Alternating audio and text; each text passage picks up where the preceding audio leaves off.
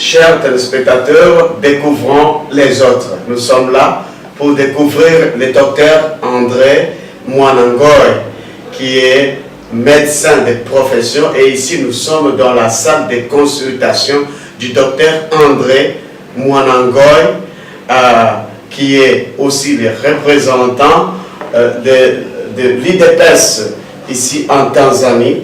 Donc, c'est n'est pas une petite découverte que vous allez faire, c'est une très grande découverte. J'en profite de cette occasion de saluer nos amis de la RDC qui nous écoutent, qui nous suivent. Je salue aussi notre fondateur Sam Kabouya, l'homme de vision qui a toujours pensé à vous informer, et nous croyons que nous irons trop loin avec vous. Je vous ai entendu dire qu'il faudrait se souvenir de nos pères de l'indépendance. Quels sont les pères de l'indépendance du Congo? Actuellement, notre père de l'indépendance, je vais dire que c'est Emery Patrice Lumumba. C'est lui notre père de l'indépendance. Il est le martyr que nous connaissons bien. Et puis, il a aussi, il a tout fait pour que le Congo et les Congolais aient de l'indépendance. Ok. Oui. Maintenant, vous dites que cette indépendance, docteur, vous dites que cette indépendance n'a pas été complète. Oui, que voulez-vous dire par là? Pourquoi l'indépendance n'a pas été complète? Et si elle n'a pas été complète, pourquoi vous célébrez? Pourquoi vous fêtez une indépendance qui n'a pas été complète? Si notre indépendance a été incomplète, vous vous basez sur quel aspect? L'aspect, parce que nous voyons l'aspect politique, religieux, social, économique. Sur quel point vous vous situez?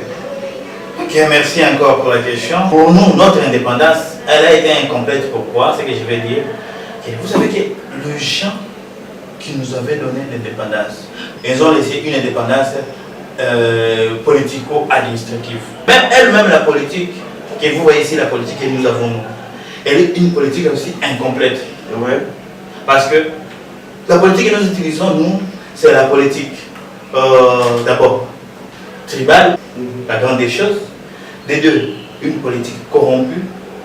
Là, nous sommes, c'est facile à corrompre les gens. Hein?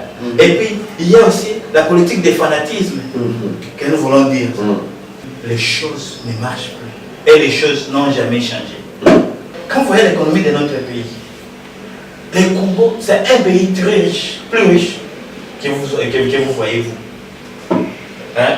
Ouais. Elle est tellement riche parce que sa richesse elle-même peut suffire de nourrir toute l'Afrique et une partie de l'Europe. Un pays riche comme le Congo qui n'évolue pas. Donc ça ne fait que dégrader, il fait reculer. Un pays, le président Mobutu disait que le pays était en voie de développement. Maintenant aujourd'hui nous allons dire que c'est un pays qui est sous-développé. Même pas sous-développé, c'est un pays misérable, si on peut le dire. Parce que nous avons tout, mais quand vous voyez les peuples congolais, donc on pleure. Est-ce que vous, jusqu'à quand, Congolais, vous allez continuer à rester vos yeux braqués sur les blancs? Êtes-vous incapable de vous structurer aujourd'hui et de vous développer? Non. Non. Nous sommes capables nous-mêmes de tout faire. Je vais vous dire quoi. Nous avons tout. Ok? Le blanc, comme nous avons dit que la richesse, ce n'est pas. Et qu'est-ce qui manque? Rien. Rien ne manque. Il y a d'autres sous-sols. Il y a des richesses sous-sol.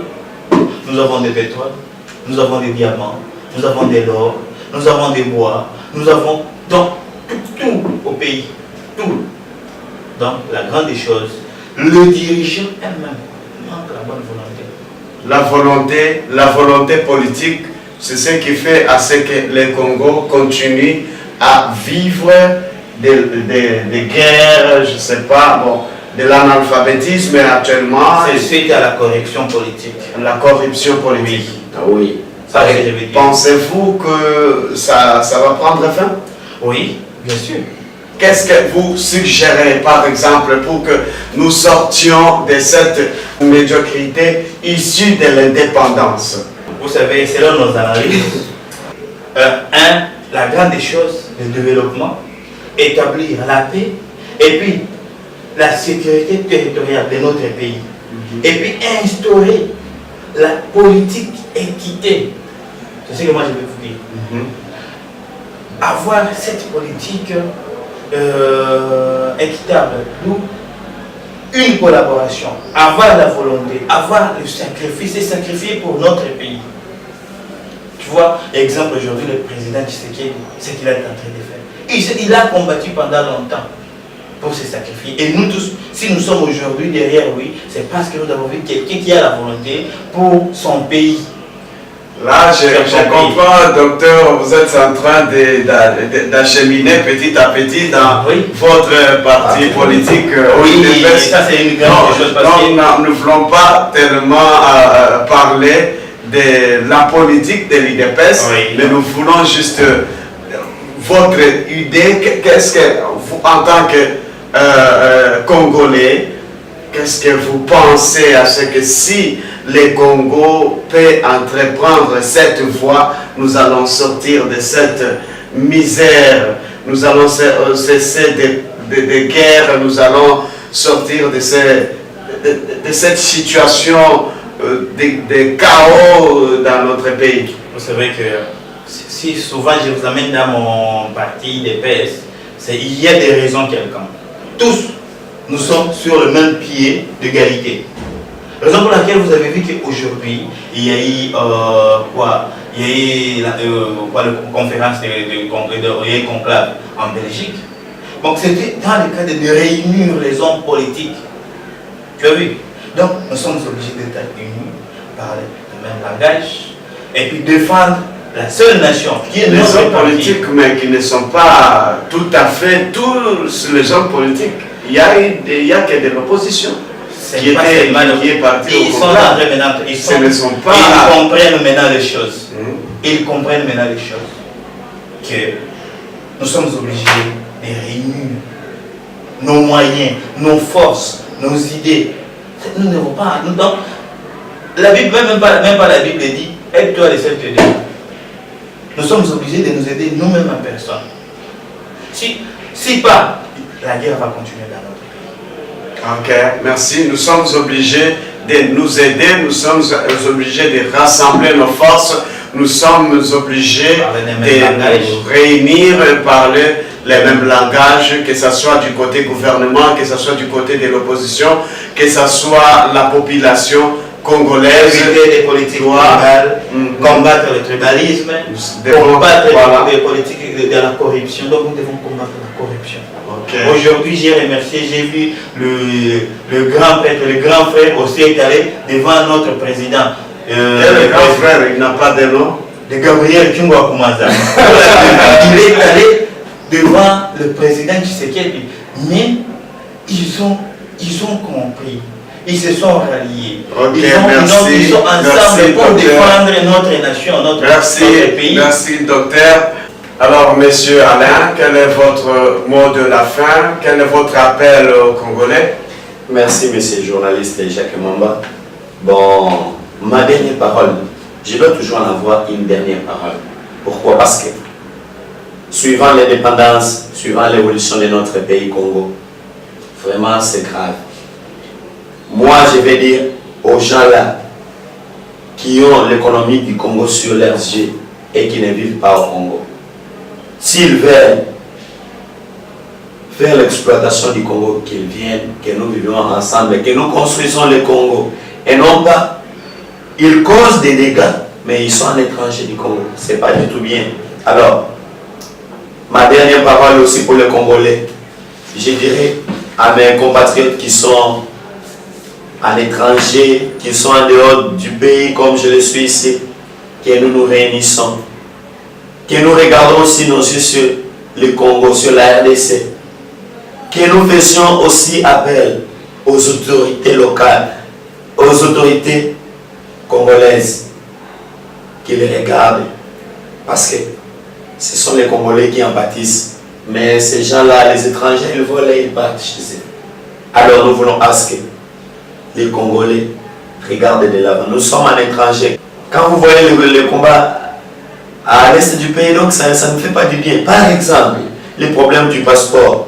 Ici en Tanzanie, ce n'est que 50 000 shillings, à peu près $20, monsieur le journaliste. Je ne sais pas si j'ai mal le docteur. Non, Donc 20 dollars simplement. Mais pour le Congo, pour avoir simplement un passeport, tu dois vendre, je ne sais pas moi, toute une parcelle pour avoir simplement les passeports. En Tanzanie, les passeports de 10 ans coûtent 20 dollars. Mais à notre ambassade, c'est 300 dollars. Au Congo, c'est 200 dollars. Ce sont des choses qui ne sont même pas dans d'autres pays. Alors, que nos autorités, ceux qui règnent, et même ceux qui vont les succéder, qu'ils parviennent à regarder aussi sur le plan international, les Congolais et sur quel niveau. Nous, les Congolais qui sommes en étranger, que nous regardons comment est-ce que nous pouvons aider notre pays. S'il s'agissait de rentrer, nous allons rentrer pour construire notre pays. Alors que nous voyons d'abord sur le plan politico-administratif et économique qui est combien de l'équité, comme le docteur a dit, là, tout ira bien sur les Merci beaucoup. Monsieur le docteur, votre mot de la fin? Ok, en tout cas, merci beaucoup, monsieur le journaliste. Mon dernier mot est seulement d'encourager le peuple congolais, partout où ils sont, qu'ils soient au diaspora, qu'ils soient, et surtout, ça nous fait mal à nos frères cubains à l'Est. Oui. C'est parce que vous savez que l'ennemi du développement, c'est la guerre. Oui. C'est ce que je veux dire.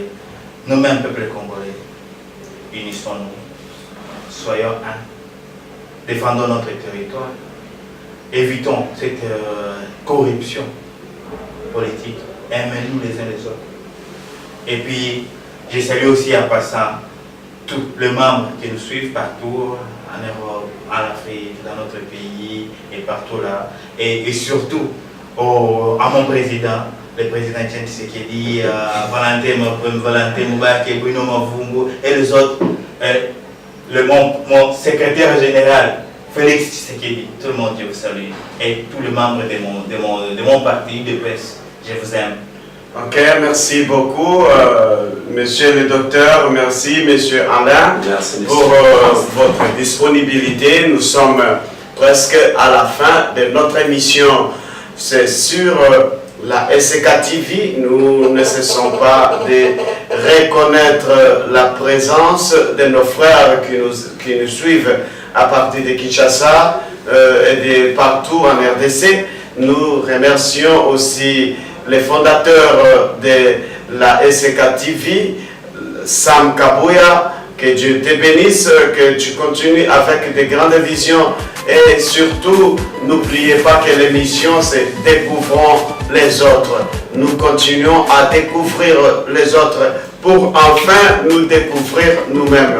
Portez-vous bien d'ici là, à la prochaine, c'est ici sur la SK TV, les médias les plus authentiques dans le monde. Merci beaucoup.